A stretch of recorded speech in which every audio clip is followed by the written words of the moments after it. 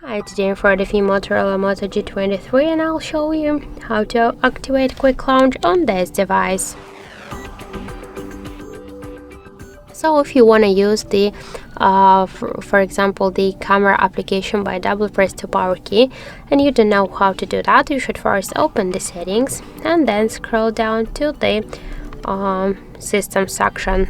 After that, tap to the security and then click to press and hold power, not press, just the double press power key. Just if you just get here now, switch it to launch camera or launch assistant, and just by double press to the power key we can see that the camera application successfully activated. So that's it. Thank you for watching, and if you find this video helpful, don't forget to leave a like, comment and to subscribe our channel.